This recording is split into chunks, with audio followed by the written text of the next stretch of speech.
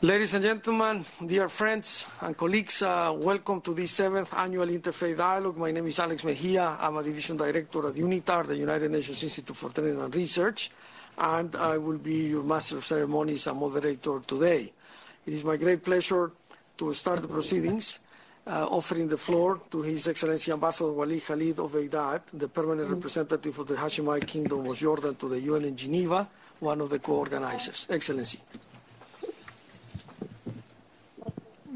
Thank you, Alex. Good afternoon to you all. It's a real pleasure seeing you here again on the 7th year after 2 years of ongoing challenges, but our work hopefully continues as life continues. Today marks the 7th anniversary of the Geneva Interfaith Dialogue, as well as the 12th anniversary of the UN Resolution 65-5 of the General Assembly. It was on the 23rd of September 2010 that His Majesty King Abdullah II of Jordan introduced the vision of a World Interfaith Harmony Week at the plenary session of the 65th UN General Assembly. The resolution came as a continuation of Jordan spearheading the efforts of reflecting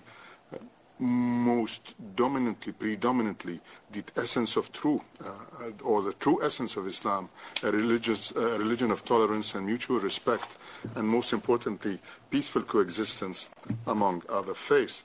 In this resolution, many other previous initiatives were recognized towards peace that were all adopted as well by the General Assembly. Just before that time, just to remember a little bit, a few years before that, His Majesty King Abdullah II had previously launched also the Amman message, which brought together prominent Islamic figures in an effort to combat the false narratives of Islamic extremists. His Majesty also sponsored the Common Word, which is also a reference to which is also reflected in the resolution, an initiative which, based on verses from the Holy Quran and the Holy Bible, proposes that Islam and Christianity and other religions share at their core a twin golden commandments of paramount importance of loving God and loving one's neighbor. And of course, all of this cannot be truly put into action if we all don't put our efforts together to combat poverty and extreme poverty in particular. As this year's Interfaith Dialogue is titled The Role of Faith in the Fight Against Poverty and Disease, or the fight against poverty in times of health, against poverty, yes, in health crisis. I'm among the believers that poverty is a broad spectrum definition that transcends the mere lack of wealth. UNDP defines poverty as a multifaceted reality. It is not simply a lack of adequate income. It is a cruel mix of human deprivation in knowledge, health, dignity, and rights. All faiths call for combating such deprivations, going as far as labeling them evils. One of the pillars of the Islamic faith is the Zakat, which functions as a means to reduce inequalities and eradicate poverty.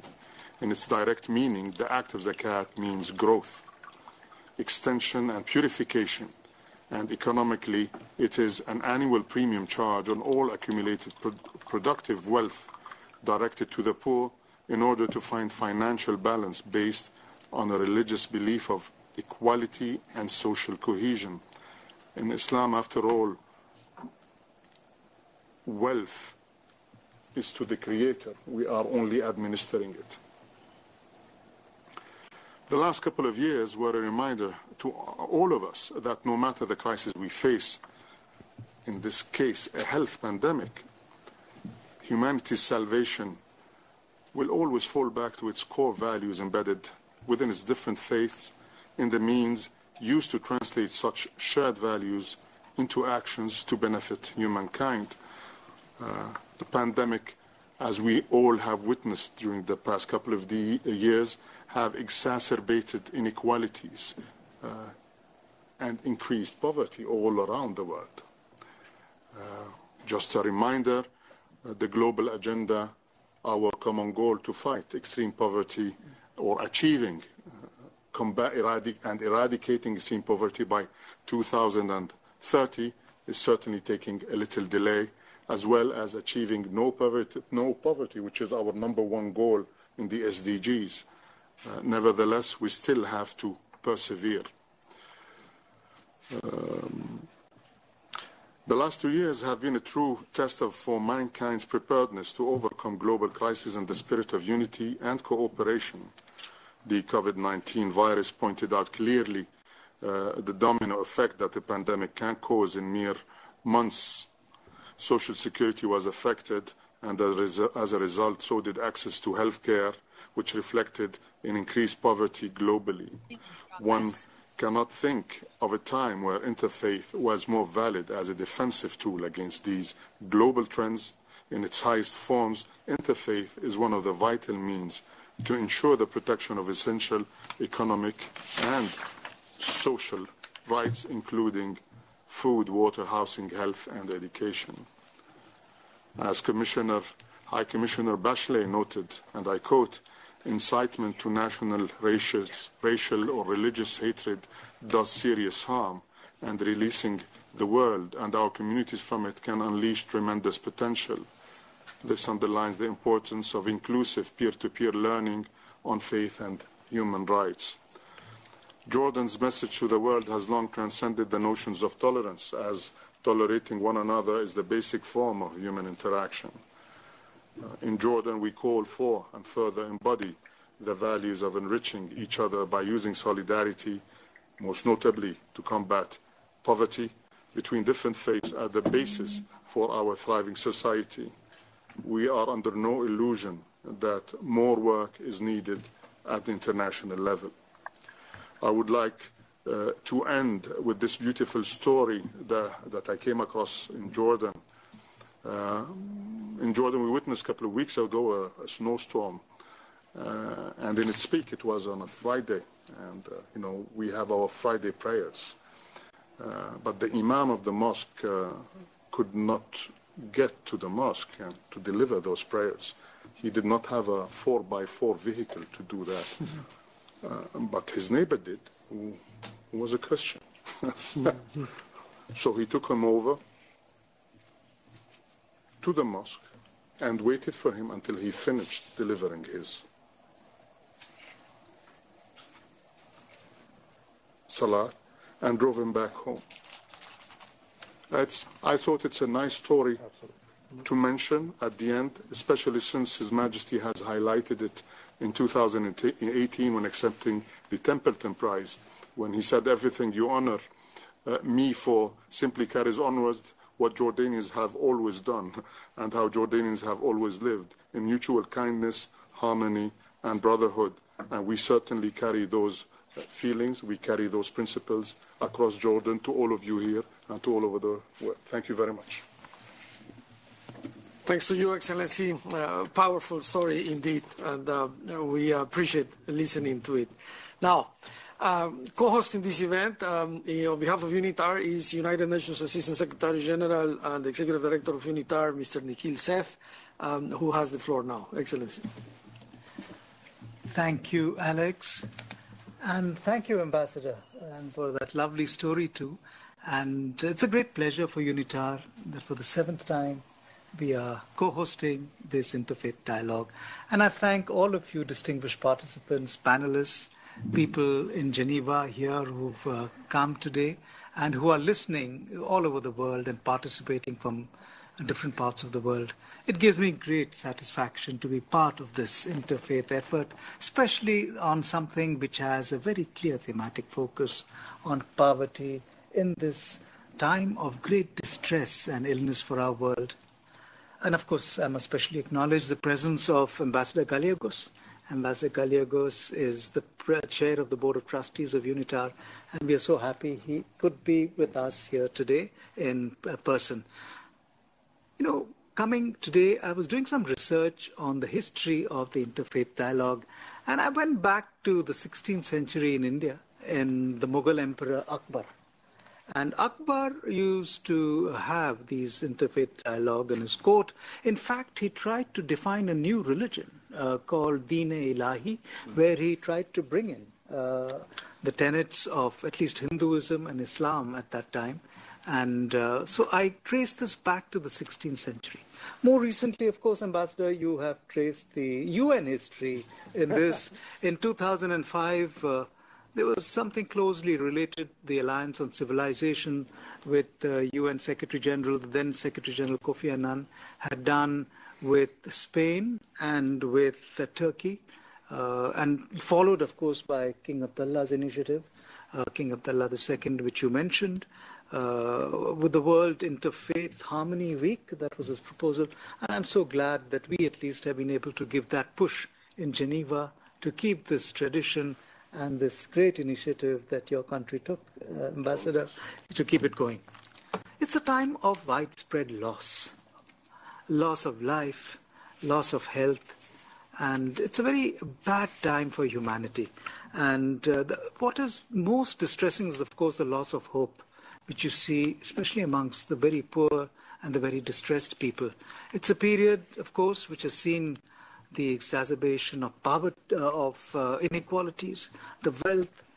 If you are to see all these figures that come out from Oxfam, what kind of exponential increase there has been in inequalities, and how much more back the poor have been pushed in our world today. So hope is going. And there is nothing stronger than faith to keep your hope alive.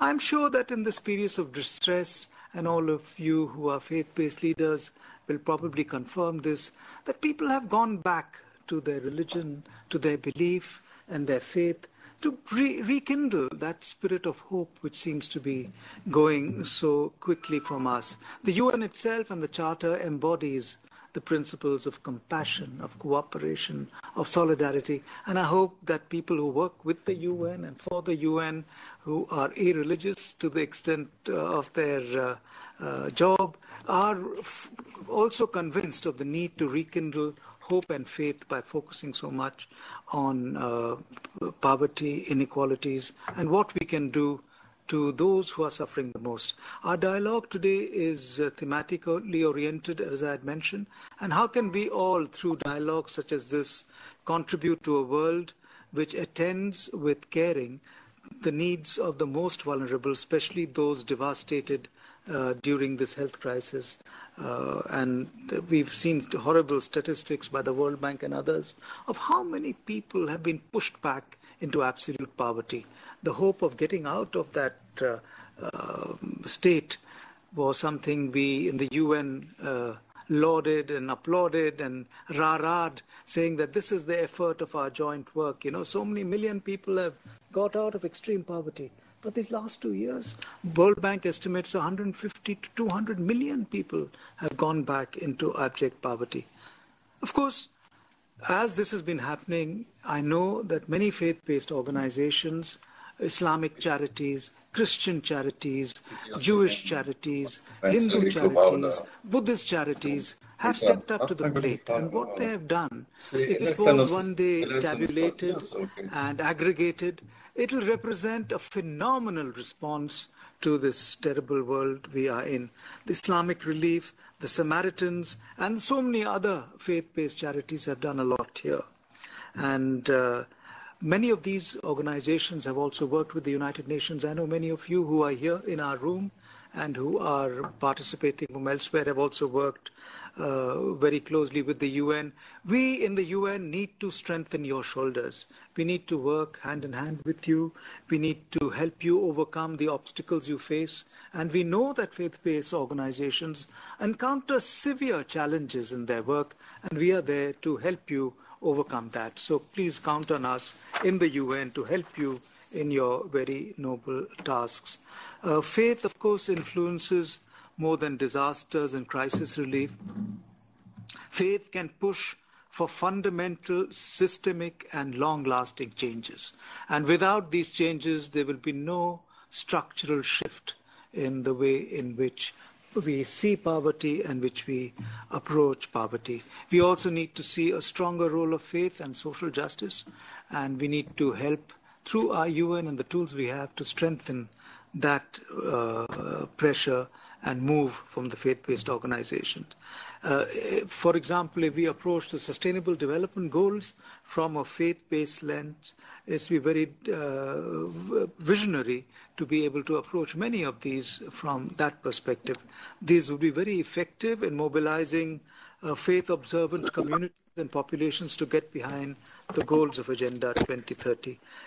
Health is also very important, and you see in most religions that the body is like a vessel given to us by a higher power or a higher force, which deserves proper care.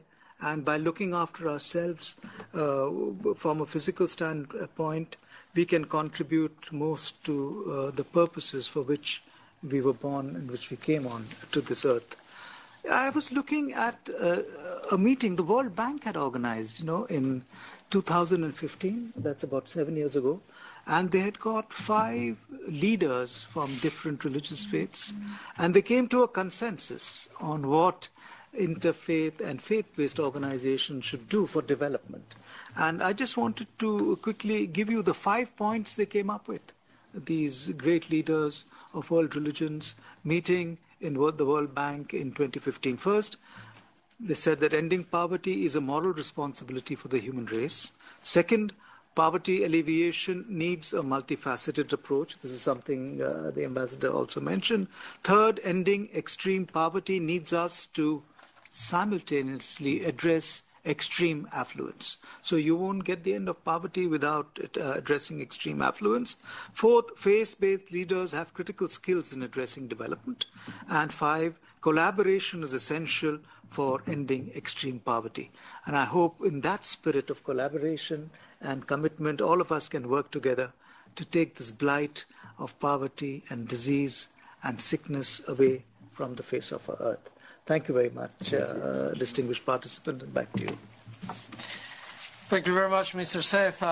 Thank you for ratifying that the United Nations is always willing and ready to join forces with faith-based organizations and the like to work to abolish poverty.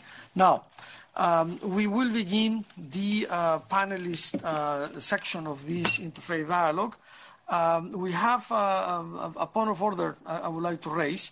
We will ask His Excellency Ambassador Luis Gallegos, the Chairman of the Board of Trustees of UNITAR, to speak first, because he graciously came, he traveled just for this, and to meet with Mr. Seth, and he needs to take a plane, and his plane, unfortunately, is departing a little early. So, Excellency, if you can give us your remarks now, that would be much appreciated. Welcome. Thank you. Thank you very much, Alex. First of all, I have to beg your excuses because I was supposed to give the concluding remarks, which would be much easier trying to just take one idea from each one of you and making concluding remarks. It's an honor and a pleasure to be back in the Palais des Nations. I have had the distinct honor of being an ambassador of Ecuador here, as my colleague Emilio Izquierdo is with us today. And I have participated in many of the annual interfaith dialogues with many of you who have joined. I believe we are entering a moment of reflection in the history of the world, in a paradigm moment when this pandemic has taught us the importance of the little issues of our lives and the important issues of our lives. It's been the major crisis of the world. 193 countries have been affected by it. Their health systems have been put to a stress and a test, even if they are from rich and very countries with many resources to those that are the poorest. The health systems were not able to deal with what we had on our hands. And I think it also is the first crisis in the contemporary history of the world in which we saw death individually and amongst our dear ones. People who we know, people who we care for have died because of this pandemic. And it has also brought to bear many of the inequalities and lack of solidarity in our societies. Unfortunately, the multilateral system was also very much affected by this. as so ably Nikhil addressed the issue of poverty, which I agree completely. We have regressed 20 or more years in many parts of the world. What we had achieved in the fight against poverty and extreme poverty has reversed, provoking not only desperation and depression, but also violence.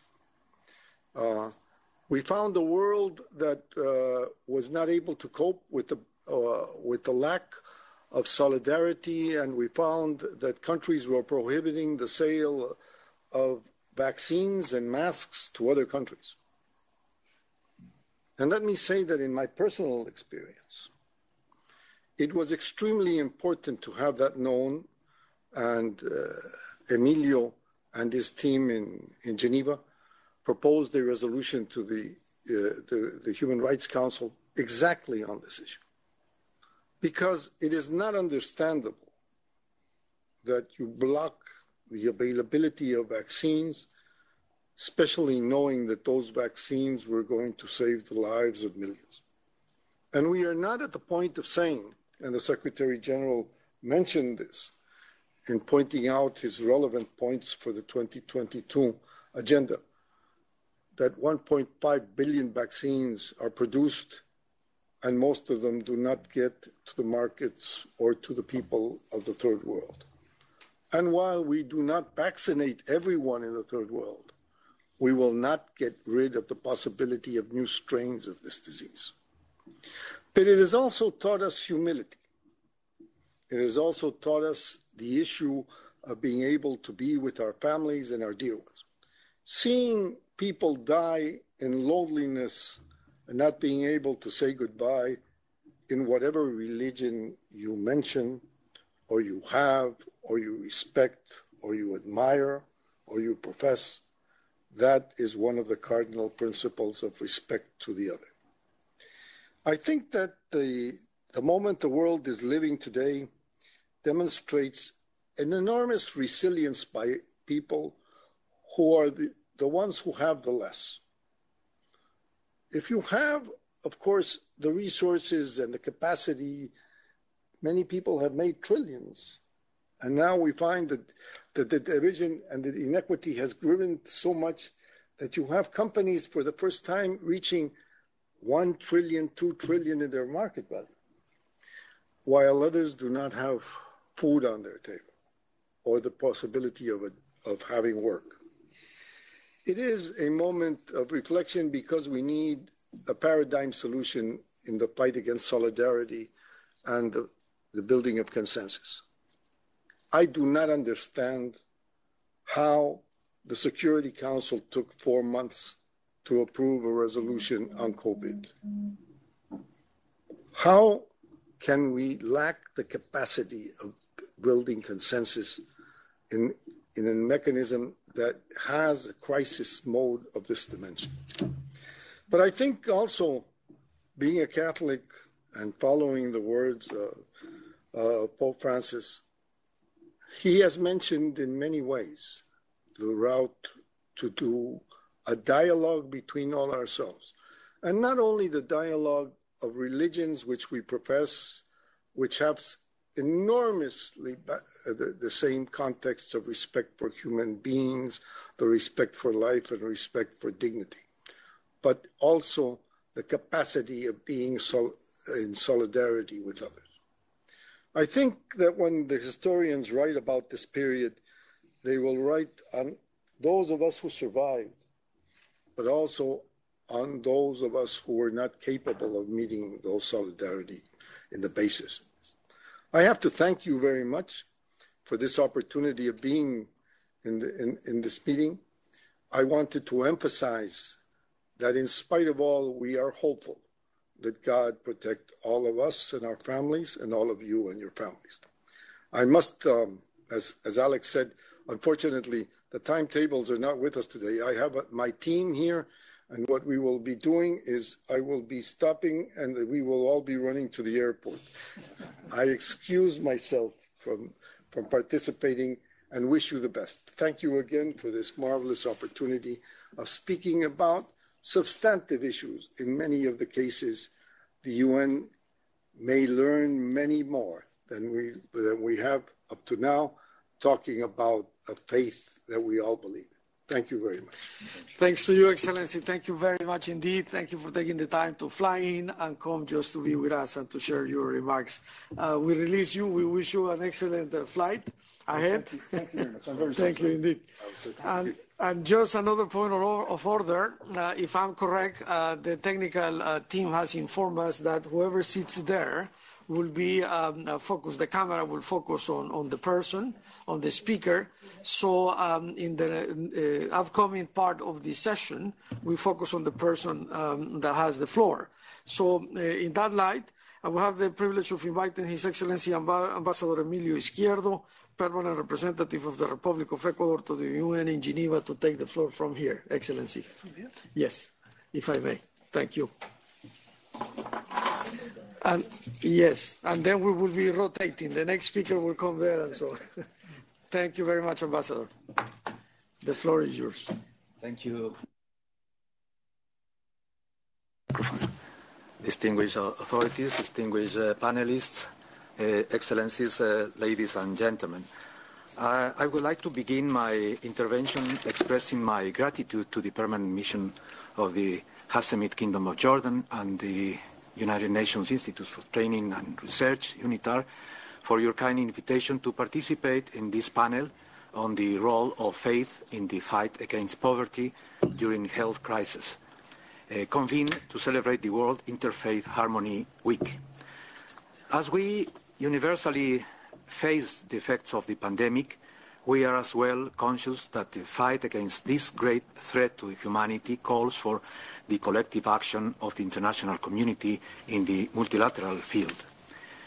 In the face of the global crisis of COVID-19, now more than ever, multilateralism should be the most effective and efficient instrument to reverse the lack of inclusion and to search for solidarity in the distribution of vaccines, leading to a collective solution to the pandemic through the universal immunization.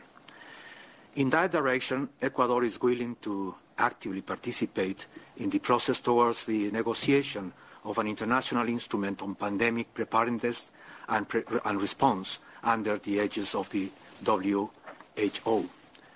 The consequences of this crisis have destroyed the economies of the less developed countries and have increased poverty rates to unprecedented levels. Events like today's allow us to reflect on the role of multilateralism and to share ideas on how to build a better world and a mutual understanding for peace, harmony and cooperation. This dialogue can be an invaluable opportunity to see the links between faith, politics and society, and how the international community can influence to overcome the growing lack of confidence among its leaders in the fight against poverty. We know perfectly well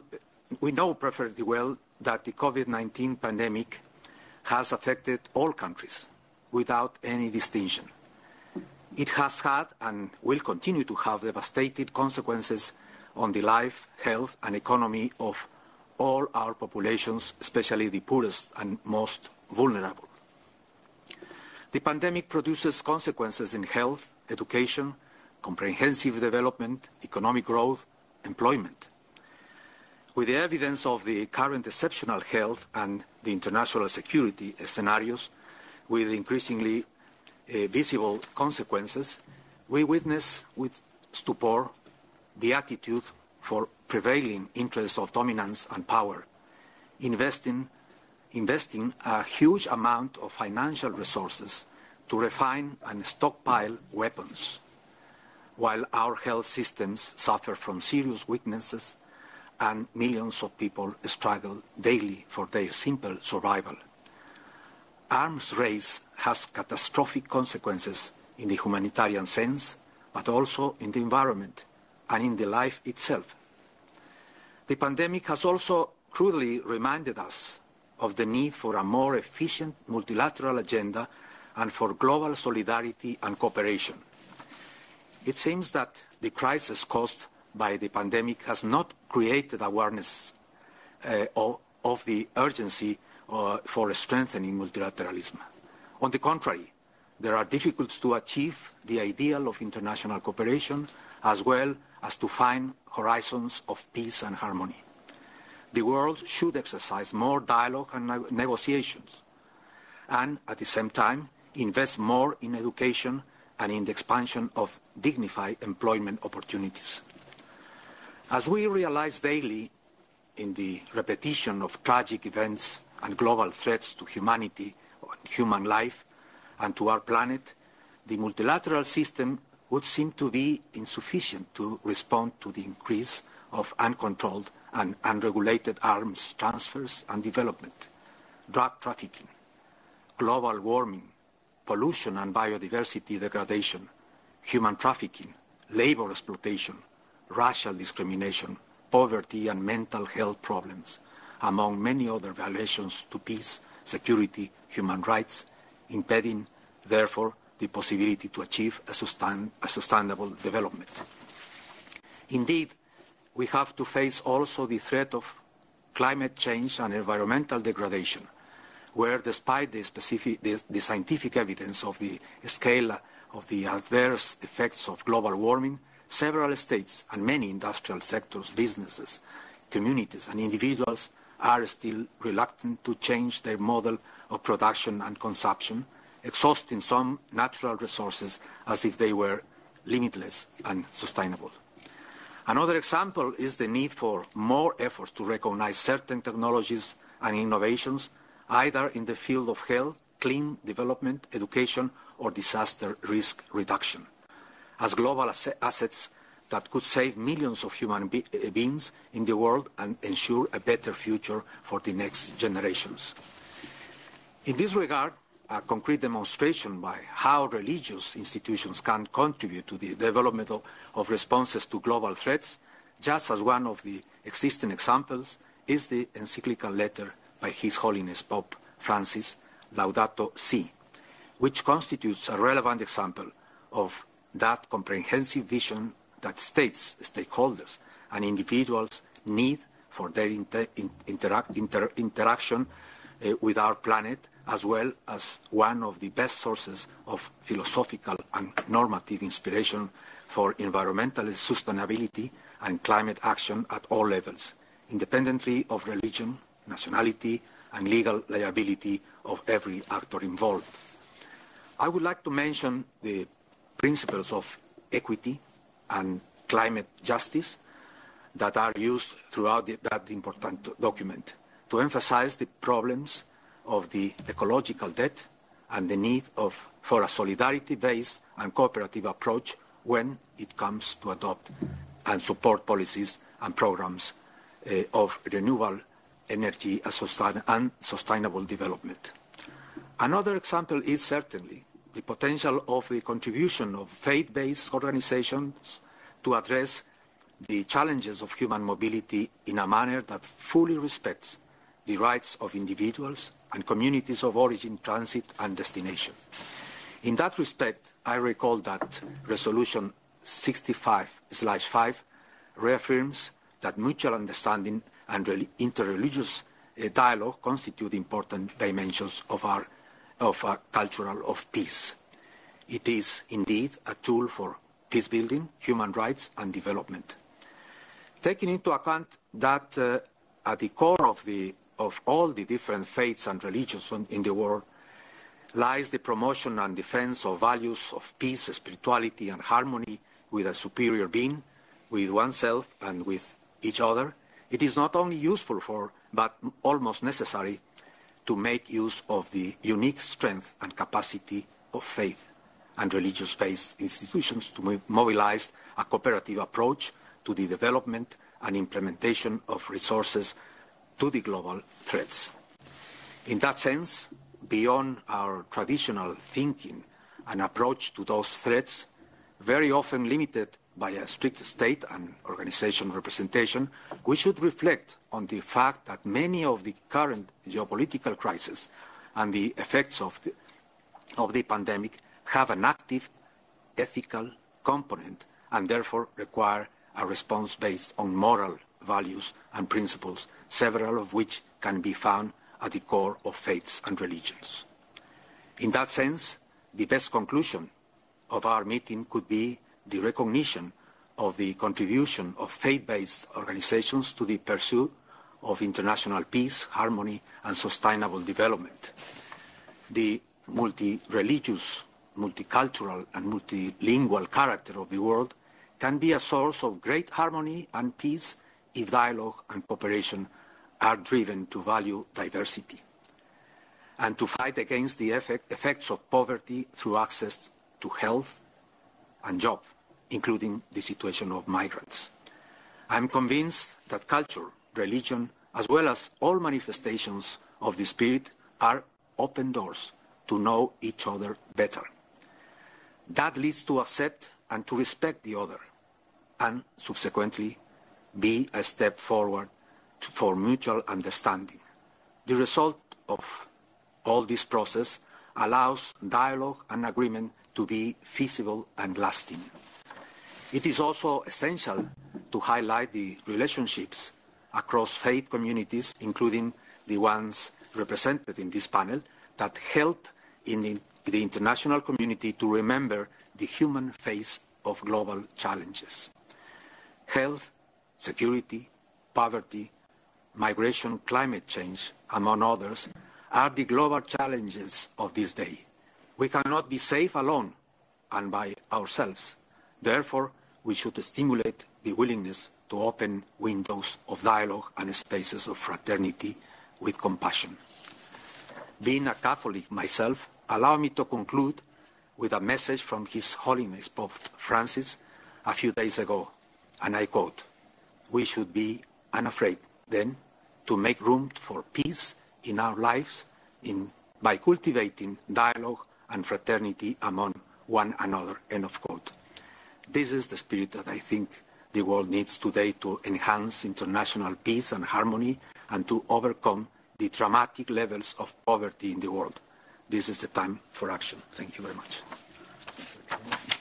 Thanks to you, Excellency. Thank you for those very thoughtful remarks. I appreciate that you came to this place. Now, in inviting our next speaker to come to the center of the table, I will also invite the interpreter to come and take his seat. So, Excellency, if I may invite you to come to this chair, because of the camera, that would be very good. Allow me now to make the proper introduction. His Excellency Ambassador Sabri Bachobji, the permanent representative of the Republic of Tunisia to the United Nations in Geneva, has the floor. We welcome you again to this interfaith dialogue, and we are very happy that amongst the multiculturalism and multilingualism of this palais, you are going to address us in Arabic. The floor is yours. Muchas gracias, que vamos a empezar en español si quiere. Un placer.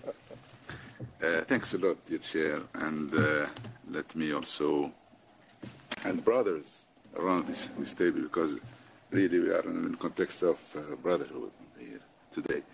But let me, as you mentioned, to continue this time in Arabic, as we are in the multilingualism sphere, which is encouraged by our UN system.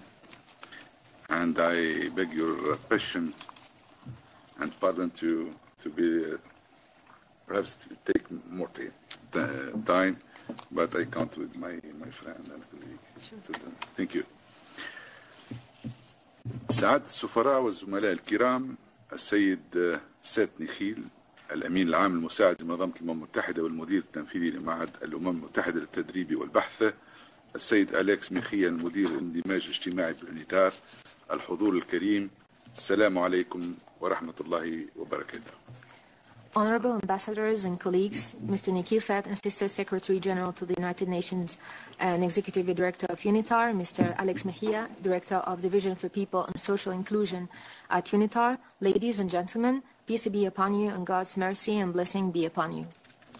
أود في البداية أن أشكر معهد الأمم المتحدة للتدريب والبحث على تنظيم هذا الملتقى السنوي للاحتفال معنا بانسجام الأديان والشرائع، وأن أثمن الجهد المتواصل لعقد مثل هذه الملتقيات التي تخاطب الوجدان البشري وتنفتح على الأبعاد الإنسانية والروحية الشاملة في وقت نحن في أمس الحاجة إليها، خاصة في ظل الوضعية الصحية الصعبة التي تمر بها الإنسانية والتي انضافت إلى العدد الكبير من التحديات. First of all, I would like to thank the United Nations Institute for Training and Research for organizing this annual forum to celebrate the harmony of religions and faiths, and to value the ongoing effort to hold such forums that address human conscience and open up to the overall human and spiritual dimensions at a time when we need it most, especially given the difficult health situation that humanity is experiencing and that has added to the many challenges. كما أريد أن أحيي اختيار موضوع دور العقائد في محاربة الفقر في سياق الأزمات الصحية، لما فيه من ارتباط وثيق بموضوع الدورة السابقة المتعلق بحوار الأديان في سياق جائحة كوفيد، حيث أن هذه الجائحة دفعت بنحو 119 مليون شخص إلى ما تحت خط الفقر، مما رفع معدل الفقر العالمي من 7.8% إلى 9.1%، وأدى إلى فقدان حوالي 3 سنوات من الجهود الرامية إلى الحد من الفقر، وإلى مواصلة معاناة 1.4% من سكان العالم من الفقر المدقع. ومن المتوقع مع الأسف أن تتواصل على المدى البعيد الظروف القاسية التي خلفتها الأزمة الصحية في ظل ما تم تسجيله من تفاوت في قدرة الدول على التعافي من هذه التداعيات وعلى الصمود إزاءها. I also would like to pay a tribute to the choice of the theme, the role of faith against poverty during health crisis, which is closely linked to the theme of the previous conference on the dialogue of religions in the context of COVID-19 pandemic. This pandemic has put about 119 million people below the poverty line, raising the global poverty rate from 7.8% to 9.1%, and leading to the loss of nearly 3 years of efforts to reduce poverty and extreme poverty of 1.4% of the world population, according to the World Bank figures. In the long term, the severe conditions of the health crisis are expected to continue with disparities in the resilience of states. وقد أضحى من المسلم أننا لن نتمكن فرادى من عكس هذا المنح الخطير والتخفيف من مآسي مئات الملايين من الأشخاص إلا بتضامن كل مكونات المجتمع الإنساني من أفراد وحكومات ومؤسسات دينية وغيرها، بالاستناد إلى قيم الأخوة والتآزر والتعاون والتراحم التي تجمع عليها الرسالات السماوية.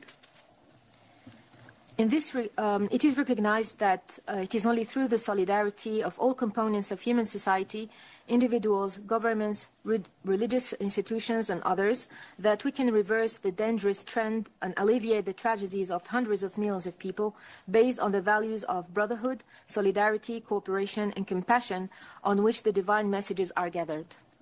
فجميع الأديان والشرائع تستند إلى قواسم مشتركة تقوم على إشاعة قيم التكافل والتعاضد بين الأفراد، حيث جعلت من المبادئ والقيم شروطا أساسية للإيمان، من منطلق أن خلق الإنسان ليس عبثا، بل هو مشيئة إلهية جعلت للوجود وللمخلوقات معنى ساميا، وهو العمل على الصلاح والخير وأعمار الكون. All religions have and laws are based on common denominations based on the promotion of the values of solidarity among individuals. These principles and values have made their basic conditions of faith in the sense that the creation of man is not vain. It is the will of God to make existence and creatures have a supreme meaning, namely to work for the good of the universe. وهذا المعنى العميق للوجود البشري يقترن بمبدأ المسؤولية، فواجب الإنسان على مدى وجوده أن يمد يد المعونة والرعاية لغيره من المخلوقات، وفي مقدمتها نظيره في الخلق والبشرية.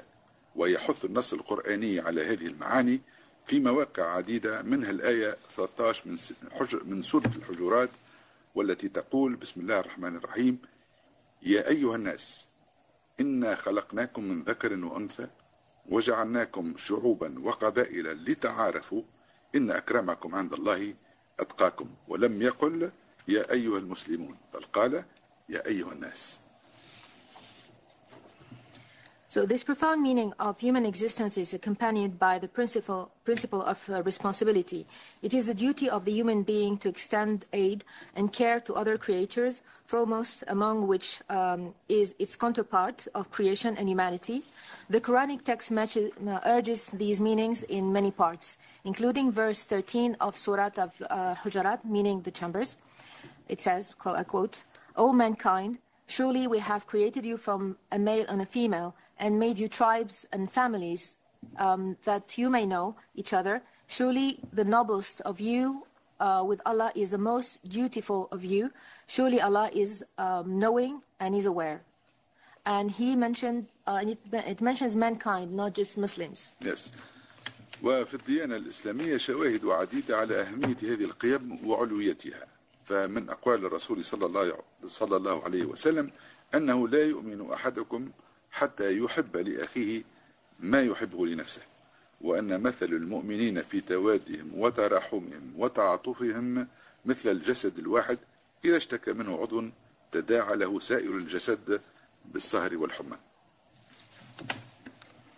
In the Islamic religion, there are many other examples of the importance of these values. From the words of the Prophet of Islam, Muhammad sallallahu alaihi wasallam, the Prophet, pray be upon him, recognized that, I quote, "None of you truly believes until he loves for his brother what he wishes and loves for himself.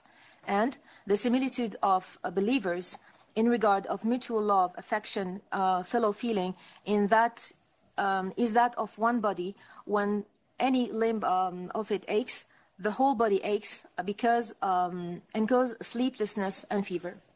ومن أهم الأدوات التي اعتمدتها الديانة الإسلامية لتحقيق توزيع عادل للثروات ولضمان العيش الكريم للفقراء والمساكين هي الزكاة، التي جعلتها واجبا بل إحدى أركان الإسلام وإحدى عناوين الدخول في الدين الإسلامي.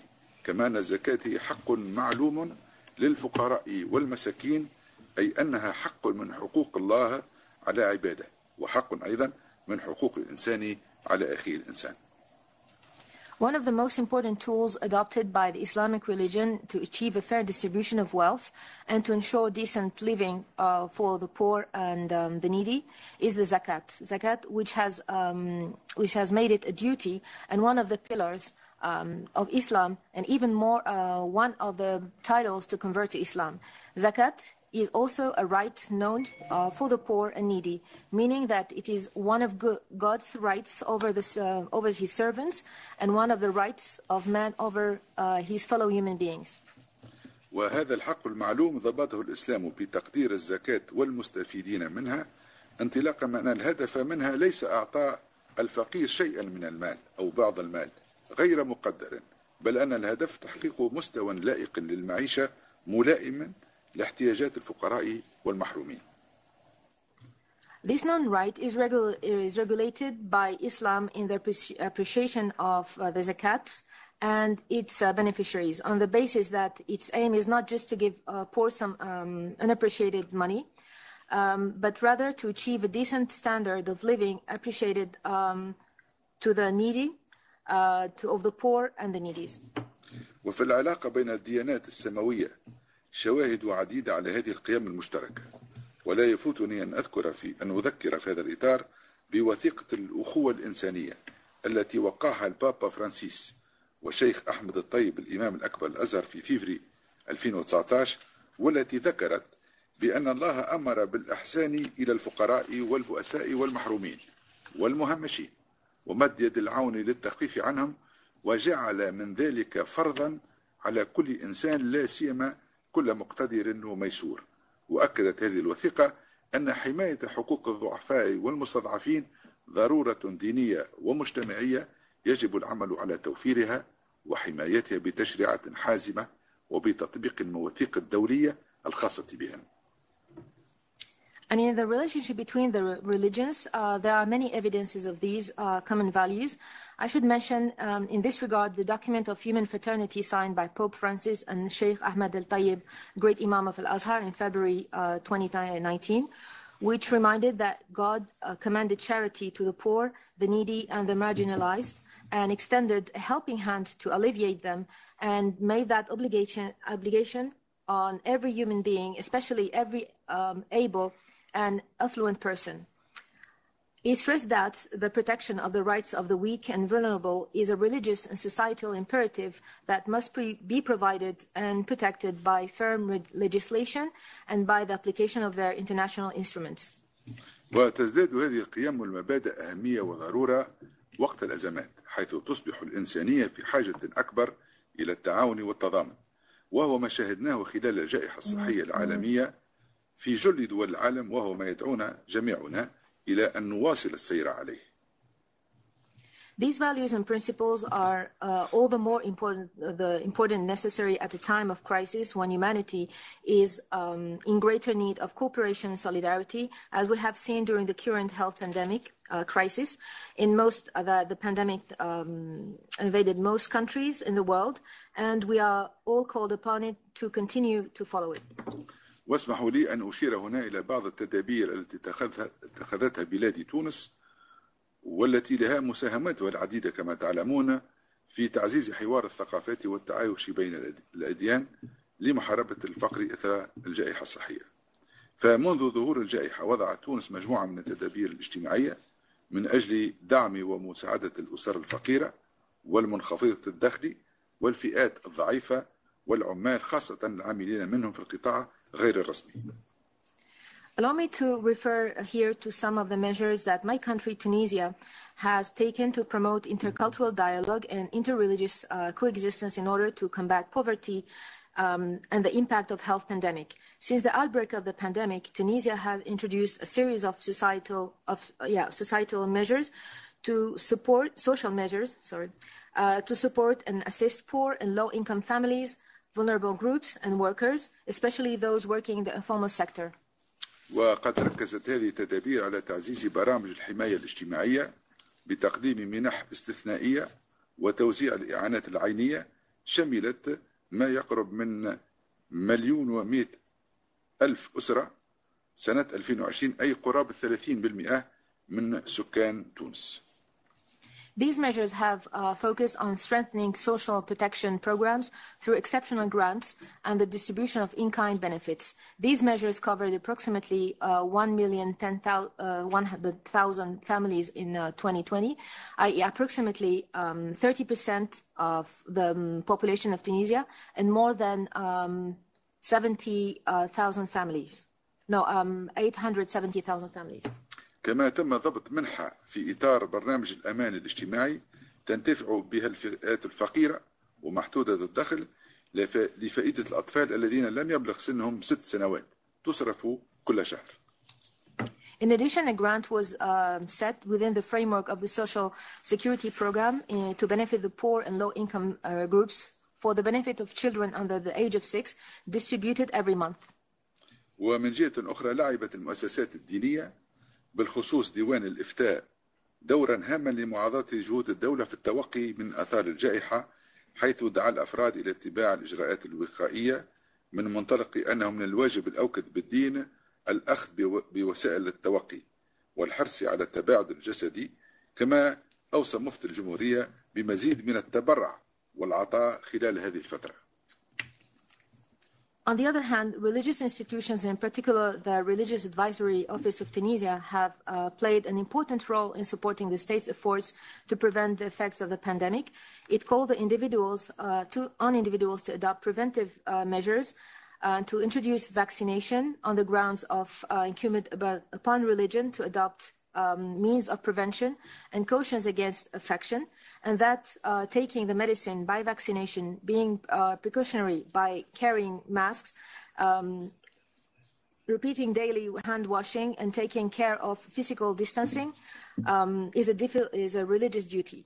The Great Mufti of the Republic of Tunisia also recommended that Tunisians donate and give more during this period. من الضروري الإشارة في هذا السياق إلى أن قيم التضامن والتراحم التي تشترك فيها الديانات والشرائع السماوية وثيقة أيضا وهي مرتبطة تمام الارتباط بقيمة لا تقل أهمية، وهي قيمة العمل كأداة لمحاربة الفقر وتداعياته السلبية على الإنسان والمجتمع.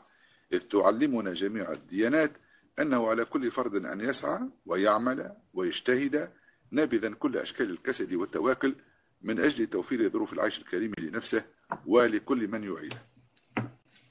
It is necessary to point out that in this context that the values of solidarity and compassion shared by religions and divine laws are equally closely related to the equally important value of the action, of the work, as a tool to combat poverty and its negative implications for human beings and society. We have learned from all religions that everyone must strive, work, through all forms of devotion to provide decent living conditions for themselves and for their dependents. وقد ارتقى الإسلام بالعمل إلى درجة العبادة معتبرا أنه على كل فرد أن يسعى إلى بذل الجهد لسداد حاجيته وحاجية أسرته. وقد تطرق البابا فرانسيس في رسالته بمناسبة اليوم العالمي 55 للسلام إلى سبل بناء سلام دائم قائلا أن العمل من بين العناصر الأساسية الثلاث لإنشاء ميثاق اجتماعي وأنه جزء من معاني الحياة على هذه الأرض وهو درب النضوج والتطور الإنساني ولتحقيق الذات. Islam has elevated work to the level of worship, considering that every individual should strive to make an effort to meet their needs and the needs of their families.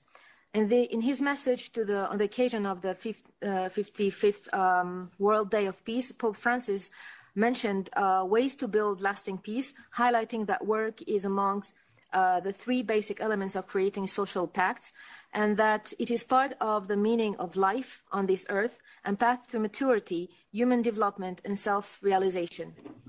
ومن المؤكد أن ممثل قداسة البابا الحاضر بيننا سيعطينا أكثر توضيحات على أيضا هذه القيم المشتركة التي نجتمع فيها أو تجتمع فيها الديانات الثلاث. And I'm sure that the representative of His the Pope Francis will give us more details in this regard. وأود أن أنتهز في الختام هذه المناسبة للتأكيد من أعلى هذا المنبر على أن التعاون متعدد الأطراف في المنظومة الأممية مدعو إلى الاستلهام من المنظومة القيمية والمبادئ السامية التي تقر بها الشرائع السماوية والتي تجعل بناء الإنسان غايته المثلى. ومن المفيد في وقت تتفاقم فيه الأزمات الإنسانية وتتنوع أن تتضافر كل الجهود الصادقة من أجل الصمود والتصدي لهذه التحديات المستجدة وهو ما يتطلب التزام الجميع وانخراطا في تحقيق هذه الأهداف من أجل بناء عالم أكثر عدلا وتضامنا ومسؤولية نقدمه للأجيال القادمة حتى تواصل المسيرة البشرية في ظروف أفضل. In conclusion, I would like to take this opportunity to emphasize from this pulpit that multilateral cooperation in the international system is called upon to draw inspiration from the value system and principles recognized by the religious laws and which make building the human being its ideal goal. It is useful that at a time when humanitarian crises are worsening and diverse, all sincere efforts must unite in order to withstand and address these emerging challenges and improve the conditions.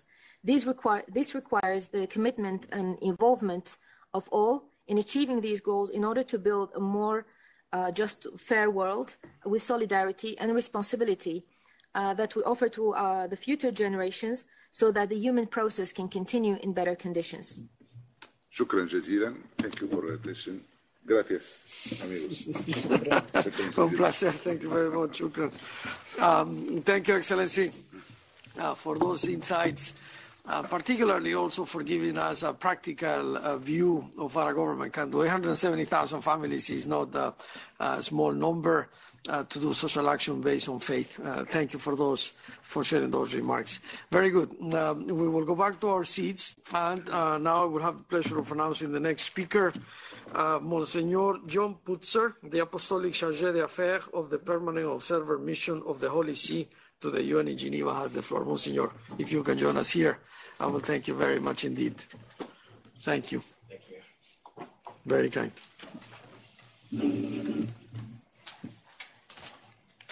Welcome. Floor is yours. Thank you very much, Alex. Dear friends, at the outset, allow me to take this opportunity to express my sincere gratitude to Mr. Nikhil Seth, UN Assistant Secretary General and Executive Director of UNITAR, to His Excellency Walid Khalid Obeidat, Permanent Representative of the Hashemite Kingdom of Jordan to the United Nations in Geneva, and to all the distinguished participants, Excellencies, and dear friends. It is an honor and a privilege for me to join you as we gather for the 7th time as people of diverse faith traditions with a common interest and conviction that through sincere dialogue, the richness of our beliefs might have a positive impact on the world in which we live. Each of us knows from personal experience the value and importance of our own religion in our lives. Like other interreligious dialogue meetings, this annual conference allows us, in a spirit of trust and fraternity, to learn from one another, help one another, and grow together in mutual respect. In a particular way, I would also like to thank Mr. Alex Mejia for organizing this event and for the theme that was chosen, the role of faith in the fight against poverty during health crises. We all know how devastating the coronavirus pandemic has been. What seemed at first to be a relatively isolated epidemic quickly blew out of all proportions into the most expansive global health crisis experienced over the past century, and it continues to affect every aspect of our lives since its outset over 2 years ago. Almost 6 million people have lost their lives. Countless others are suffering severe health crises. Businesses have been closed around the world. National economies have been devastated. Production has been brought to a standstill. In many places, education has been reduced to virtual learning or has ceased altogether, and situations of poverty have been pushed to the breaking point. The theme chosen for today's interfaith dialogue draws particular attention to those in the most vulnerable situations, as well as to migrants, refugees, indigenous peoples, and people in zones of conflict. Among them are many children, mothers, elderly people, and the poor. If the pandemic has had a negative impact on the world as a whole, it is generally these who have paid the dearest price. Innumerable persons who were in a state of dire poverty before the outbreak of the pandemic have since died from starvation. These people, just as much as those who have contracted the virus, must be continued among the victims of this bitter moment. Unfortunately, in the midst of the current global health crisis, rather than drawing together to help one another through the manifold challenges that have arisen, all too often, individuals, societies, and nations have turned their attention inward in an attempt to protect themselves from the consequences of the health emergency. This has resulted in policies of vaccine hoarding and ineffectual travel bans, which place additional and sometimes undue burdens on the poorest and on those most in need of solidarity and fraternal goodwill. Differing approaches to the COVID-19 pandemic have exacerbated strains and divisions even within families and amongst friends. Which brings me to the value and role of faith in addressing the challenges of global health crises, particularly in favor of the poor and those in vulnerable situations. I would like to reflect briefly on 3 important aspects: faith as a cohesive force, faith as a prophetic voice, and faith as a galvanizing operational network.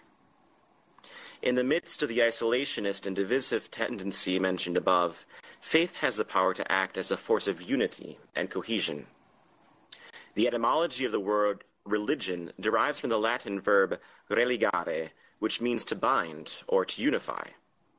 At its roots, religion and the faith that undergirds it has as its goal to create bonds of communion. First and foremost, religion seeks to unite the person of faith to God in acts of worship, prayer, and thanksgiving. At the same time, however, religion creates bonds between individuals. In recognizing and honoring our connection to the Almighty, we also acknowledge our connectedness to and responsibility towards our fellow human beings. Such a connection transcends cultures, epochs, political perspectives, and current circumstances, including global health crises. As Pope Francis wrote in his encyclical letter Fratelli Tutti, it is a recognition that we are all part of the one human family, all brothers and sisters. In the context of the COVID-19 pandemic, this means that, quote, no one is saved alone. We can only be saved together, end quote. Being firmly rooted in a perspective of faith implies the recognition that we are all equal in the eyes of God, and through our communion with the Almighty, we are also united to one another. This brings us to the second aspect of the role of faith that I would like to mention, faith as a prophetic voice. Indeed, convinced of our common humanity and our connectedness through our relationship with God, people of faith have a unique role and responsibility to identify and address those areas in our societies and our world that do not correspond to this reality. As such, our respective faiths can and should inspire us to be actively engaged in responding to the inequalities that have been exacerbated by the current global health crisis, both individually and as communities. In efforts within our faith traditions and between them, we have a responsibility to speak out against injustices and work actively towards addressing them. This is where the role of faith as a galvanizing operational network reveals its value. Many faith traditions have a presence all over the world, transcending social and economic stratifications. As such, through coordinated intra- and interfaith activities, faith groups have the capacity to recognize situations of poverty and vulnerability. They also have the ability to coordinate efforts to come to the aid of those in need. This may occur through the provision of basic social services, including healthcare, education, spiritual and psychological support. It may also involve the collection of funds from wealthier communities to provide for the needs of poorer ones. These principles, among others, have undergirded the activity of the Catholic Church in its response to the current pandemic. As mentioned earlier, in the midst of the current global health crisis, Pope Francis issued the encyclical letter Fratelli Tutti, which expresses in an eloquent fashion a call to unity and human fraternity, reminding us all of our common humanity and our specific responsibility to help those in need, including by strengthening multilateral work and the work that is carried out here in Geneva. Over the course of these past 2 years, the Pope has spoken out on a number of occasions, insisting on the importance of ensuring equitable access to basic health care, including COVID-19 vaccines. He has also referred to being vaccinated and observing public health measures as an act of love towards one's neighbor. At the outset of the pandemic, the Holy Father instituted a Vatican COVID-19 Commission charged with the objective of analyzing the impact of the current global health crisis on the pursuit of integral human development for all people. This task force continues to conduct studies to better understand and respond to the pandemic while providing aid to those in need. Here in Geneva, the permanent mission of the Holy See has been actively engaged in discussions within the World Health Organization and the World Trade Organization to promote a more adequate response to and preparedness for global health emergencies. Much work has also been done within the International Organization for Migration and the UN Refugee Agency, UNHCR, to help ensure that the rights of people on the move are not further threatened by such health crises. The Catholic Church also owns and operates over 20,000 hospitals and dispensaries around the world, many of which are in developing countries and serve numerous people who would otherwise not have access to basic health care. Additionally, numerous Catholic organizations around the world, such as Caritas Internationalis, raise funds and implement projects to respond to the concrete needs of persons in need all around the world. These are just a few examples from the Catholic Christian tradition of how faith can play an active role in alleviating suffering in the midst of global health emergencies and responding to the increase in poverty, especially abject poverty throughout the world. Dear friends, allow me to finish by echoing the words that His Holiness Pope Francis addressed to the diplomatic corps accredited to the Holy See earlier this year. He said that a response to the pandemic, quote, calls for a manifold commitment on the personal, political, and international levels. Each of us has a responsibility to care for ourselves and our health, and this translates into respect for the health of those around us. Healthcare is a moral obligation. We can only note with regret that, for large areas of the world, universal access to healthcare remains an illusion. At this grave moment in the life of humanity, I reiterate my appeal that governments and concerned private entities demonstrate a sense of responsibility, developing a coordinated response at every level, local, national, regional, global, through new models of solidarity and tools to strengthen the capabilities of those countries in greatest need. End quote.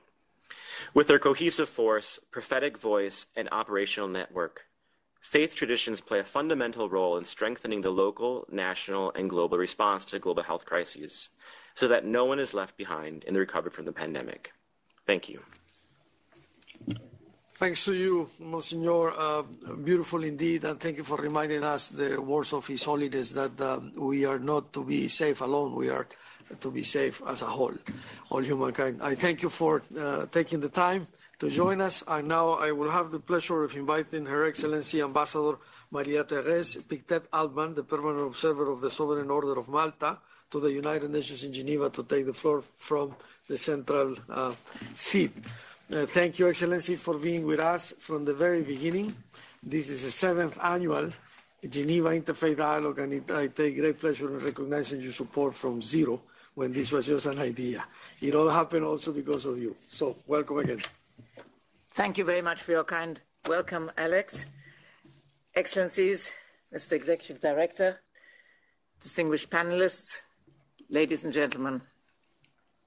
Yes, as has just been mentioned, it is the 7th time that I have the honor and great pleasure to participate in this annual Interfaith Dialogue, organized by UNITAR and the Permanent Mission of the Hashemite Kingdom of Jordan. I express my gratitude to His Excellency Ambassador Walid Khalid Obeidat and to Assistant Secretary General Nikhil Seth for your kind invitation. The Sovereign Order of Malta is proud to be a founding member and annual participant in this important event. This year's theme, the role of faith in the fight against poverty during health crisis, reflects perfectly the 9-century-old vocation of the Order of Malta under its motto, Tuitio Fidei et obsequium pauperum, defense of the faith and assistance to the poor and the sick. Its hospitaller mission puts it at the forefront of health emergencies and relief, including during the current COVID-19 pandemic. In accordance with UNITAR's invitation, I will therefore highlight some practical examples of our work in these fields.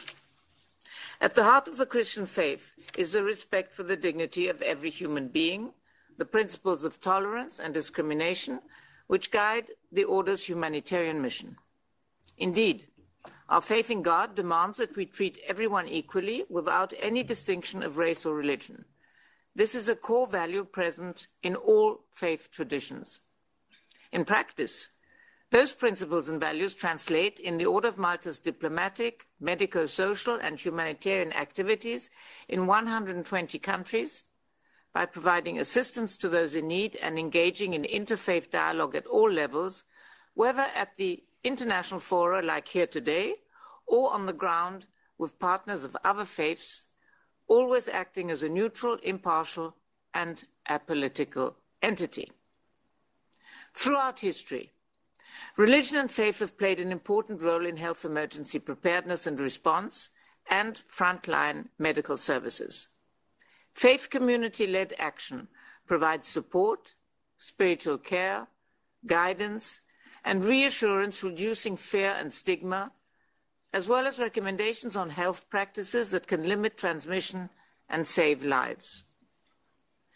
As the COVID-19 pandemic has magnified this role, WHO has developed a strategy designed to strengthen its partnerships with the faith community, recognizing that, and I quote, "Working with faith partners results in more people being better protected, prepared and resilient to new emergencies, and enjoying better health and well-being, including improved trust and social cohesion," unquote. The ongoing pandemic has also highlighted how interconnected the world and its citizens are, thereby underscoring the necessity for cooperation, dialogue, and global solidarity. This is also true in addressing the huge challenges we face, such as climate change, peace and security, displacement and poverty. According to the World Bank's recent figures, and as has already been mentioned by previous speakers, the impact of the COVID-19 pandemic is largest for the world's poorest, thus exacerbating already existing inequalities. Globally, 3 to 4 years of progress towards ending extreme poverty are estimated to have been lost, as well as momentum on global humanitarian and development initiatives such as the Sustainable Development Goals. The number of poor people has increased across all regions. Vulnerable groups such as women, those with low education and those informally employed in urban areas were particularly hard hit. As we celebrate the 2022 World Interfaith Harmony Week and observed the first International Day for Human Fraternity on the 4th of February, we are called upon to put our differences aside and focus on what unites us as one human family. The values of coexistence, human fraternity and harmony need to be strengthened today more than ever, which implies increased interfaith dialogue, as well as further commitment to action-oriented cooperation between religious and political leaders. Allow me to mention two recent events to which we were invited to participate and which covered these areas. First, the 8th G20 Interfaith Forum held under last year's Italian presidency of the G20. This annual gathering serves as a place for high-level encounter and dialogue where faith communities and associated organizations can interact with public officials as well as with active scholars and civil society, building on the vital roles that religious institutions and beliefs play in world affairs. Last September, over 730 religious leaders, scholars, professionals, activists, and government representatives from across the globe gathered in Bologna, Italy. Discussions centered on ideas and proposals related to a wide range of current world issues, from the refugee crisis to the COVID-19 pandemic, the climate emergency, and more, all through the lens and experience of religion and faith. The topic addressed at the opening session of the G20 Interfaith Forum was Foreign Policy and Religions under the IF20 central theme, Time to Heal. Participants emphasized the need to heal the wounds caused by the pandemic crisis, but also the social wounds that have mainly affected the weak and poor, pushing them further to the margins of society and often depriving them of their dignity. The concept of healing, therefore, involves a holistic vision where mind, body, and spirit are intrinsically linked. From the discussions on what it will take to heal, 4 priorities emerged. First, the critical importance of rapid progress on vaccination against COVID-19 and engaging religious communities. Second, urgent needs to address rising hunger. Third, the central concern of religious communities for those at the margins, like the vulnerable. And fourth, common calls for action on climate change. The forum also recognized that peace-building and conflict resolution efforts have suffered during the pandemic. Most ongoing conflicts persist, and new forms of conflict have emerged, compounding the devastation caused by COVID-19. Religious engagement in diplomacy and peace-building, which often continues when governmental and international organizations' work is disrupted, merit expanded support. The forum called for collaboration with religious groups that addresses conflict, hate speech, and the dangers of extremism, and advances conflict resolution at local and transnational levels. In his address to the forum, His Holiness Ignatius Ephraim II, the Syriac Orthodox Patriarch of Antioch and all the East, said, and I quote, "Once again, religious and political leaders meet together to answer their duty to promote human life, freedom, and dignity. It is the responsibility of religious leaders to encourage dialogue among members of the great human family who find themselves sometimes in disagreement or conflict. Equally important is the role of legislators and politicians in legislating laws that protect people and help in the advancement of societies." Unquote. The second event of interest in this context was the Global Interfaith Summit organized during the Dubai Expo last November. The objective of this summit was to build bridges among those of different faiths through our similarities and shared human values. It found that tolerance and inclusivity are not only moral urgencies, but also the key to unlocking the enormous energies of complex societies. On that occasion, the United Arab Emirates Minister of Tolerance and Coexistence, launched the Global Tolerance Alliance, a platform promoting tolerance and understanding, covering a wide variety of topics ranging from culture and language, interfaith appreciation, through economics, innovation, medicine, science and technology. Through its long worldwide experience, the Order of Malta has initiated a faith and humanitarian diplomacy which is reflected in its global action. Faith-based diplomacy promotes interfaith dialogue and recognizes the key role religious leaders can play in conflict resolution and peace building. Today, as in the past, the Order of Malta mobilizes its resources to provide emergency and medical care, psychological and spiritual assistance to those isolated, while at the same time continuing its daily activities in the fields of food security, shelter, the fight against human trafficking, and disaster risk reduction. Supporting and advocating for the role of faith-based institutions, facilitating interreligious dialogue, particularly in the Middle East, and promoting international humanitarian and human rights law remain among the Order of Malta's primary goals. In concluding, I would like to quote from Secretary General Antonio Guterres' message commemorating last week's International Day of Human Fraternity. And I quote, "At the core of all the faith systems and traditions is the recognition that we are all in this together and that we need to love and support one another to live in harmony and peace in an environmentally sustainable world. The need for spiritual guidance has never been greater.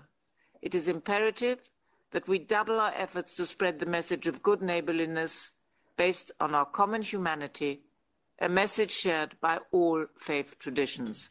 Thank you for your attention. Thanks to you, Excellency. It's a pleasure indeed to work with the permanent observer mission of the Sovereign Order of Malta to the United Nations in Geneva and to join forces again. We count on you for next year again. Thank you very much. Indeed. Very good. So continuing with the agenda, it is my great pleasure to invite Her Excellency Ambassador Nassima Bagli, the permanent observer of the permanent delegation of the Organization of Islamic Cooperation to the United Nations Office at Geneva, to take the floor from the center stage. Excellency, it's a pleasure to welcome you to this interfaith dialogue, and we very much look forward to listening to your remarks. Thank you very much. Thank you very much. So, Excellencies, ladies and gentlemen, I would like first to thank the permanent mission of Jordan and UNITAR for providing us the opportunity to celebrate the UN General Assembly Resolution 65/5 on World Interfaith Harmony Week. This year's topic is very opportune as the whole world is struggling with the COVID-19 pandemic, which has disrupted all aspects of our life. The Organization of Islamic Cooperation is a political organization aimed at promoting the lofty Islamic values of peace, compassion, tolerance, justice, and human dignity. It also aims at exerting efforts to achieve sustainable and comprehensive human development for its member states. Right at the beginning of the crisis, the OIC recognizes that managing the health crisis and mitigating its impacts requires an emphasis on retaining jobs, supporting the most vulnerable ones, and promoting development. In addition to the implications for the health of the people, the COVID-19 pandemic has triggered a major economic and financial downturn, which reverses years of development, especially for the developing countries. The COVID-19 has further highlighted persistent inequalities in various social and economic sectors, including access to medical care, education, food. The pandemic has negatively affected the labor market, which was already facing multiple challenges. The impact of the crisis on the informal economy has been devastating. The number of people falling under the category of extreme poverty has shown a marked increase. Excellencies, ladies and gentlemen, in this context, the OIC is doing its best to provide assistance to its member states to confront the pandemic, especially in the health sector. The Islamic Solidarity Fund, the ISF, a subsidiary organ of the OIC, has approved urgent financial grants to member states, especially the least developed ones, to enhance their capabilities to face the negative repercussions of the COVID-19. These grants are mainly aimed at strengthening the member states' capabilities in the health and education sectors and other social fields. The Islamic Development Bank, the ISDB, a specialized organ of the OIC, has launched a $2.3 billion worth strategic preparedness and response program to help cushion the adverse health, social, and economic effects of the COVID-19 pandemic on member states. The domain of health is one of the most important areas of cooperation identified by the OIC for joint Islamic action. This was in recognition of the central role of health in overall human development and poverty alleviation. In the OIC Programme of Action 2025, health is considered as an important indicator for an overall coverage and effectiveness of a health care system and status of socioeconomic condition in the country. The OIC countries are therefore encouraged to allocate more expenditures to the health sector and ensuring health coverage for their population. I would like also to underline the Zakat as an important tool to combat poverty in Muslim countries, as mentioned by the ambassadors of Jordan and Tunisia. Excellencies, ladies and gentlemen, right at the beginning of the COVID-19 outbreak, the OIC recognizes that this pandemic constitutes an unprecedented challenge for the world and requires immediate and decisive actions at the domestic, regional, and international levels to curb its spread and to protect the people, especially the vulnerable groups.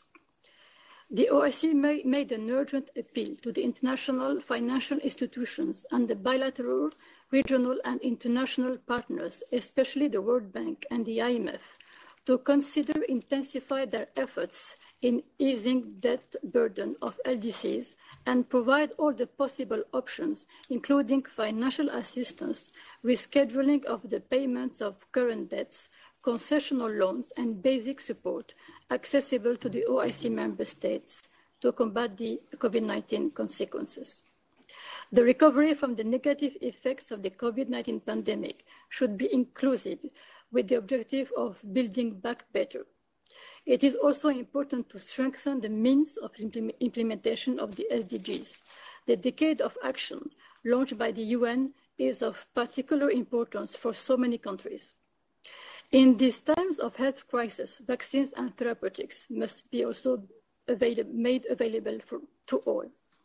In concluding, I would like to mention that this 7th annual Interfaith Dialogue provided us with the opportunity to exchange views on an important topic, recognizing the role of faith in overall human development and socioeconomic development is of crucial importance in order to build resilient societies and notably better handle future crises. I thank you. We thank you, Excellency, for joining us today, and we hope that you join us in the future again. And now, we will have two speakers that are important for this dialogue, of course. They will connect remotely. Ambassador Rhoda Jackson from the Bahamas and Dr. Francisco Rojas from Costa Rica. And we will proceed in the agenda now to give the floor to Her Excellency Ambassador Rhoda Jackson, the chair of the board of the United Nations Christian Association. Before we proceed, Ambassador Jackson, Ambassador Izquierdo, can I invite you to join us here? Perhaps it will be a pleasure to have you at the head of the table. And at the same time, we will turn the camera to Ambassador Jackson. Ambassador Jackson, can you hear us? I can. Can you hear me? Oh, one moment. We need to use the... yes, thank you. Let me just make sure that we hear you. And yes. Good afternoon. Yes, absolutely. Just one more thing. Ambassador Pictet, would you mind joining us here, please? Thank you. Very good. We welcome Ambassador Rhoda Jackson, the chair of the board of the United Nations Christian Association. It's a pleasure to have you with us, and the floor is yours. Welcome. Thank you, Alex. Good afternoon, Excellencies, fellow panelists, ladies and gentlemen. I consider this an esteemed privilege to participate in this 7th annual Interfaith Dialogue, and I wish to express profound gratitude to His Excellency Walid, Khalid, Obeidat, Ambassador and Permanent Representative of the Permanent Mission of the Hashemite Kingdom of Jordan, and to Mr. Nikhil, Seth, UN Assistant Secretary General and Executive Director of UNITAR, for their continued commitment to the dual interfaith dialogue, and for the invitation extended to the United Nations Christian Association to be a part of this significant event. The focus of our attention today on the role of faith in the fight against poverty during health crises is timely, as poverty threatens the well-being of people on every continent, though more so for those of the developing world, and more specifically, those of the least developed countries. This in no way diminishes the need to seek a global solution to this vexing problem that plagues millions around the world. On the contrary, the issue of poverty reinforces the need to find meaningful solutions to improve the quality of life for all citizens, as failure to do so for the most vulnerable impacts the lives of those less vulnerable, that small percentage of individuals who hold a commanding percentage of wealth in our world. The United Nations Christian Association is committed to raising awareness about faith and provides opportunities for exchange of views on issues of critical importance to all humanity. And our participation in the Interfaith Dialogue reaffirms our commitment to continued engagement on these urgent issues. UNCA, as part of its original design, seeks to encourage Christian diplomats and staff members from the United Nations or any of its international organizations to gather for fellowship through prayer. Paramount to UNCA's activities is the focus of glorifying God in all of its endeavors, especially that of reaching the lost for Christ. The association is politically neutral and non-denominational in its Christian reach. Our approach to the subject of faith, then, is tailored to the truths of the Word of God, and therefore, in considering the role of faith, it is within the context of biblical faith in God, a fundamental doctrine of UNCA. From the earlier interventions, we would all agree that poverty remains an overwhelming global challenge. From as early as the Earth Summit in 1992, I recall heads of government committed themselves to improve human lives and protect the environment. At subsequent summits and high-level events, global leaders pledged, and I quote, to spare no effort to free our fellow men, women, and children from the abject and dehumanizing conditions of extreme poverty. That coming out of the Millennium Summit of 2000. And at the summit to adopt the post-2015 Agenda for Sustainable Development, heads remain, and I quote again, determined to end poverty and hunger in all their forms and dimensions, and to ensure that all human beings can fulfill their potential in dignity and equality and in a healthy environment. This is evidenced by the priority given to the issue of poverty.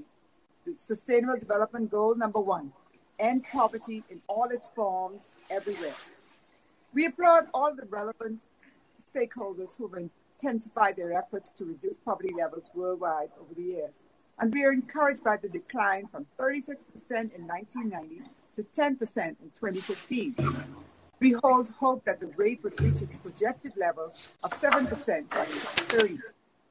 We know, however, the harsh reality of civil armed conflicts, insecurity, migration, the adverse effects of climate change, resulting in extreme natural disasters, that they are among the perils which still haunt humankind. Added to this is the devastating scourge of the coronavirus, which has left no country unscathed. The global pandemic is said to reverse significant progress made in alleviating poverty, and its adverse impact on the global economy, particularly in countries of the South, has plunged many populations, some estimated among 150 million people, to now live below the poverty line. Given this scenario, how then do we impact the lives of those who live in poverty? and experience a sense of despondency, of despair, of helplessness. How do we help to lessen the burden borne by so many who awake each day to face abject poverty, without a meal to provide nutrition or energy for the day, without a place to turn in at night, without access to water to quench their parched tongues, much less water for a warm bath? That is the reality of 700 million persons who exist on our planet today, who find themselves striving to survive on no less than $1.90 per day. UNCA maintains that continued dialogue and engagement at all levels can lead to greater cooperation and practical measures aimed at bringing relief to those who find themselves in such desperate situations. This global dilemma requires a global response, and we are pleased that through collective effort, concrete action is being undertaken to advance opportunities to reach the most vulnerable. However, in all of our efforts, we are cognizant of God's sovereignty and his eternal love to all mankind. Each day in his mercies, he sustains those who have the means and is forever mindful of those who do not.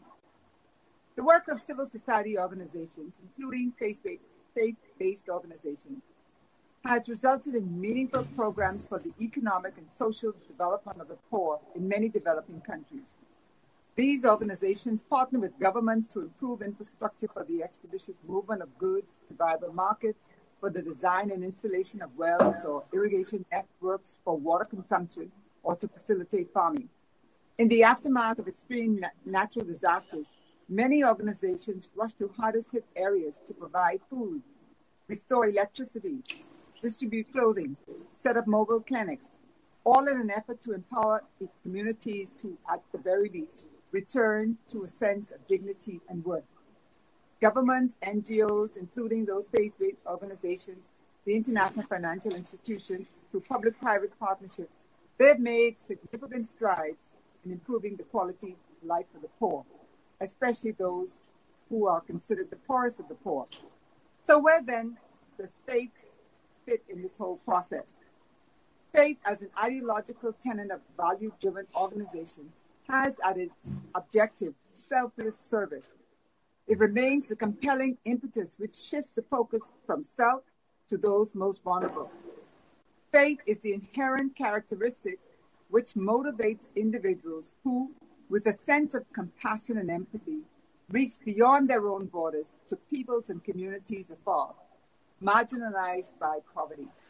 These have an appreciation and respect for human dignity and human rights. Faith involves complete trust or confidence in something or someone. Faith is also described as a system of religious belief. UNCA considers that biblical faith involves knowing God, believing in him, who he is, in his word, what he says, and in his way, what he does. Faith is believing in the omnipresent, omnipotent, and omniscient and all-wise God, taking him at his word, trusting him for what he says. Abraham, in Romans chapter 4, describes Abraham as being strong in faith, giving glory to God. He was fully persuaded that what God had promised, he was able to perform. He believed God. Faith is personal, and the fight against poverty requires not only a global or a national response, but also an individual one. Each of us can do our part to help to reduce poverty as we seek to influence our small sphere of existence to make a difference in the lives of those who are in need.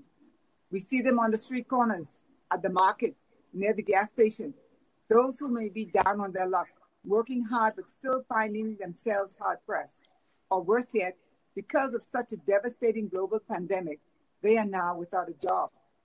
Matthew 25:34-40, Jesus says, the king says to them, come ye, blessed of my Father, inherit the kingdom. When I was hungry, you gave me food. When I was thirsty, you gave me drink. When I was a stranger, you took me in. We have a personal responsibility.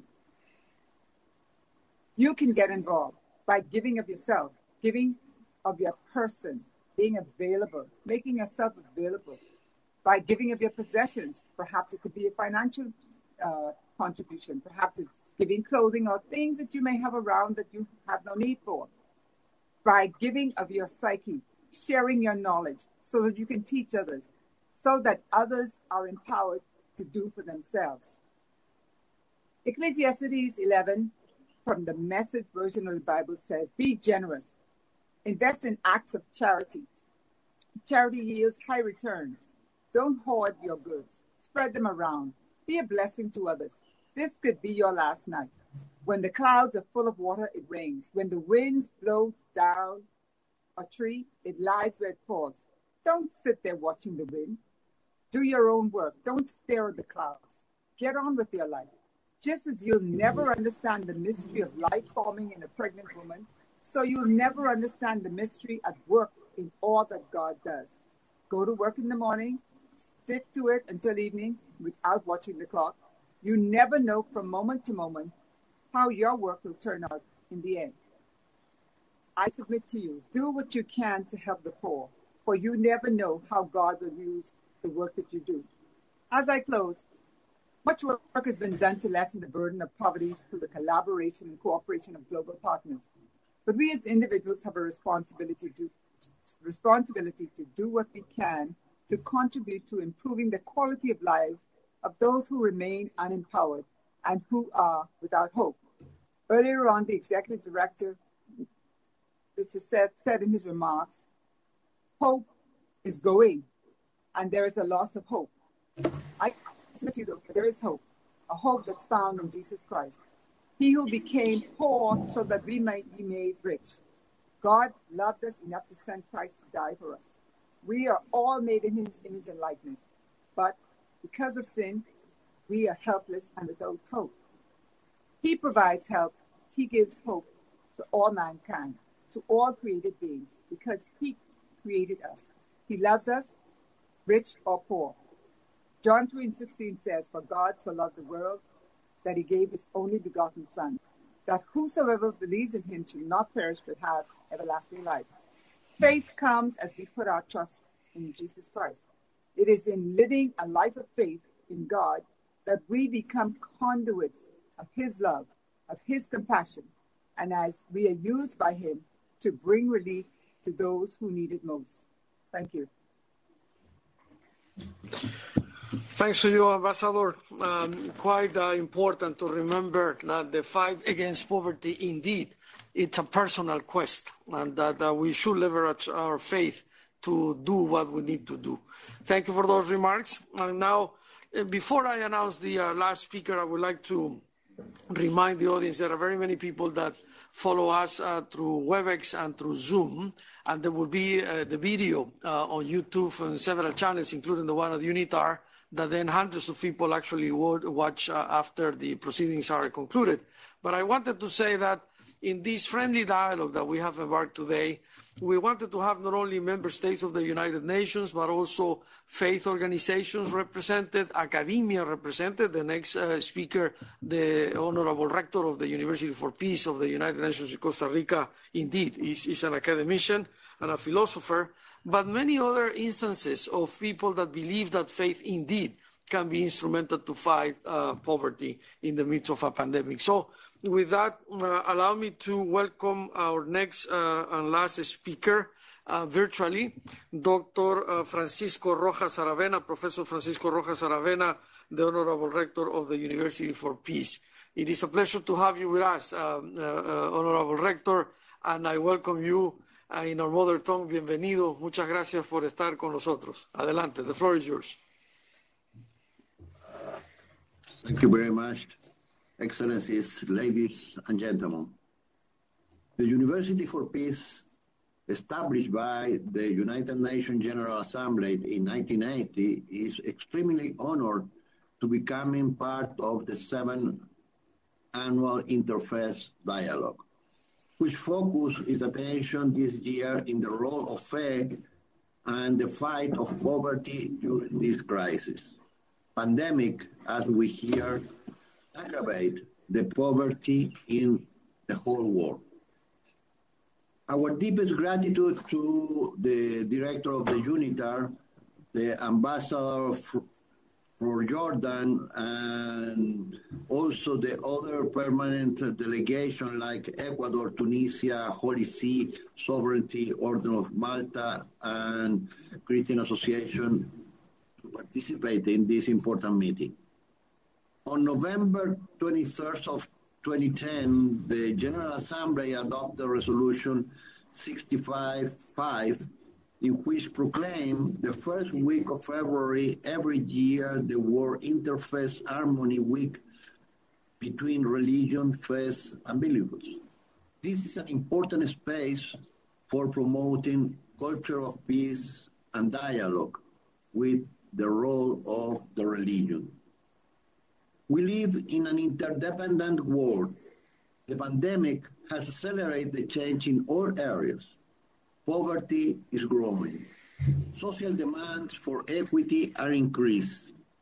All this in a world without leadership or with a leadership deficit.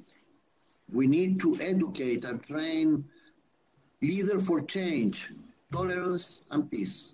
The role of the religion, the faith are essential to advance in the SDGs and the Agenda 2030. The UN Secretary General stressed that the religious leaders and the communities has immense influence. They can be power forces for cooperation, learning, having, and as you expressed today, sustainable development. They set an example of dialogue and unite the people based in the precept common and all creed.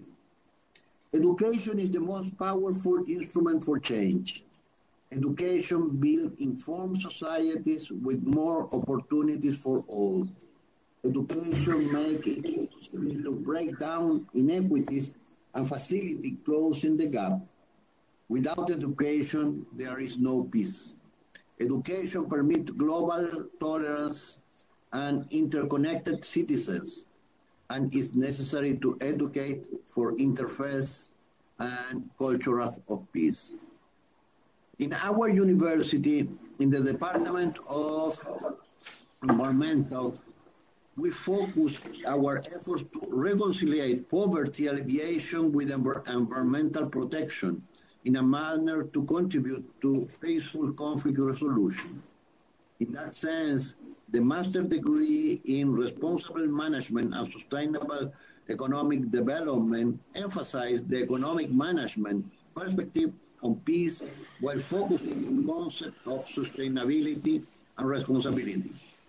Issues as rural and urban poverty, growing inequities and disparities, environmental degradation, financial crisis, and globalization as challenging the economic stability and the social cohesion and in different societies. In this context of the interfaith dialogue, the UPs, as a partner of many of institutions such as the Muslim World League, has prepared and published a book, Multilateralism, Human Rights and Diplomacy, a Global Perspective, which follow a book promoting peace, human rights, and dialogue among civilizations, which was launched in the city of Jeddah in South Africa 2 years ago. This publication aims to bring the United Nations as well as the good practice voices for reputed United Nations official, diplomat, representative, faith organization, and academics together. Also, the UPs decide to formalize work in certain areas of peace and link with the interfaith dialogue. The Dr. Alisa Fellowship Program on Peace recently created a new master, Religion, Culture, and Peace Studies, which is dedicated to enable better understanding in the international system and in the intercultural dialogue. The students participate in this postgraduate degree, which are selected by the Muslim World League, World Jewish Congress, Vatican, and the International Federation of the Red Cross and the Red Crescent. In this 7th annual interfaith dialogue, which you should coordinate and unite the efforts to interfaith group doing this positive work to connect and utilize the place to work for peace and harmony in the world with to encourage ministers to declare themselves the peace harmony. Religions should be a great foundation of facilitate world peace. To resolve poverty is construct the peace. Thank you.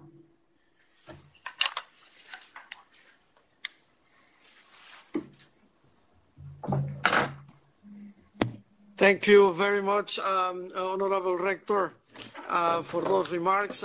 Congratulations on the work of the University for Peace and the very many things that you have mentioned that are practical and helpful indeed. Now, before we proceed to the closing, we have concluded the panel now. I would like to leave you behind with two pieces of information that I believe are important. Our colleagues from the ILO have released recently, I believe 2 weeks, if not 3, a report on the forecast of what happened with employment in the year 2022. And there is a number that when we have a dialogue on faith and the role of faith in poverty, we have to appropriate and we have to use throughout this year to make a difference and to do something, because it's simply not possible that the report tells us that 52 million jobs will be lost by December 2022. If you compare December 2019 with December 2022, the forecast, I repeat, is that 52 million jobs will have been lost. This is 52 million persons and 52 million families suffering because of the pandemic. So the fight against poverty is today even more of an urgency when you think of those numbers. And the second comment, just to wrap up what has been said today, it's another number that I believe is important so we can get inspiration and commitment to do what we need to do on a personal basis and institutional basis as well. The number is rather shocking, and I'm sure most of you will know, but to the audience, the virtual audience that we have today, just remember that during the 2 years of the pandemic, the 9 more wealthy people, the wealthiest 9 billionaires in the world, doubled their fortune, while 98% of the population of humankind reduced their income. Solidarity is at a crisis. This pandemic is indeed creating abject poverty, as Mr. Seth and Ambassador Obeidat have said at the beginning, and we have to do something about it. And if we can find inspiration in our faith, that's the way to go. That's why we come together here. And before I conclude, I would like to again thank His Excellency Ambassador Walid, Khalid, Obeidat, the permanent representative of the Hashemite Kingdom of Jordan to the UN in Geneva, for making this possible. Without your support, this without you, Alex, nothing is possible. Thank you very much. Thank you so much, Excellency.